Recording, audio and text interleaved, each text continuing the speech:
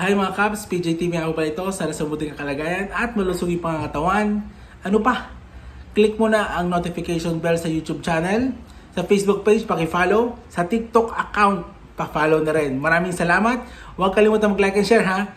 Tara, umpisa na natin ang video, ang topic na mainit-init pa. Let's go! Mga Kaps, eto na nga. Yung ginagawang mailisog rally na may tinatawag pa sa mga people zona, nilalangaw na. Tinapatan nyo pa talaga ang pangatlong zona ng ating mahal Pangulong PBBM, ha? Hindi pa ba kayo natuto? Ano na ba gagawin nyo susunod?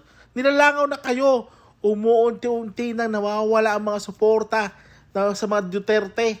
Nahahalata na nilang ginagawa nyo ng mga taong bayan. Kaya hindi na kayo dadami.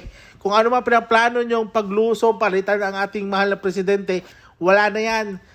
Isang panaginip na lang yan. Ito paliwanag ito na isang video na talagang papatunay na wala na kayong kwinta, mga DDS.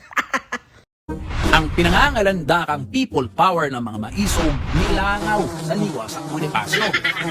Noong isang linggo pa kasing pinagmamayabang ng mga DDS tulad ni Jay Sonsa, na huling zona na raw ito ni Pangulong Bongbong Marcos dahil gaganapin sa July 20 ang pinakamalaki nilang pagtitipon na tinawag nilang People Zona.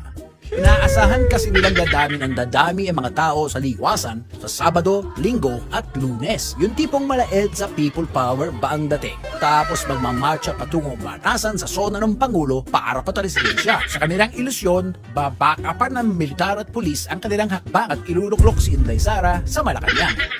Di kaya't nakafentanyl na rin ng mga lider ng DDS gaya ng kanilang poon na si Digong. Matatandang epektibo noong July 19 ang pagbibitaw ni Inday sa DepEd. Kaya ang plano, pamumunuan na niya ang mga maisog rally tulad ng sinasabi ni Harry Roque. Pero nang makitang nilalalaw na naman ang venue ng mga maisog, umatras na si Inday. Maging si Baste, nag-zoom na lang ng kanyang baluktot na mensahe sa mga umattend kung saan kabilang ang mga miyembro ng kulto ni Kibuloy na ginastusan pa mula Davao. Nabawasan na rin ang usual suspects na nagsasalita sa entablado. Mga taong naghahangad pa rin ng kapangyarihan gamit ang mga DDS. Actually, sa EDSA Shrine nila planong simulan ang kanilang people power rally. Kaso, walang dumating na people. Refleksyon lamang ito ng katotohanan sa sinasalamin ng mga pinakahuling survey. Natapos na ang maligayang araw ng mga Duterte.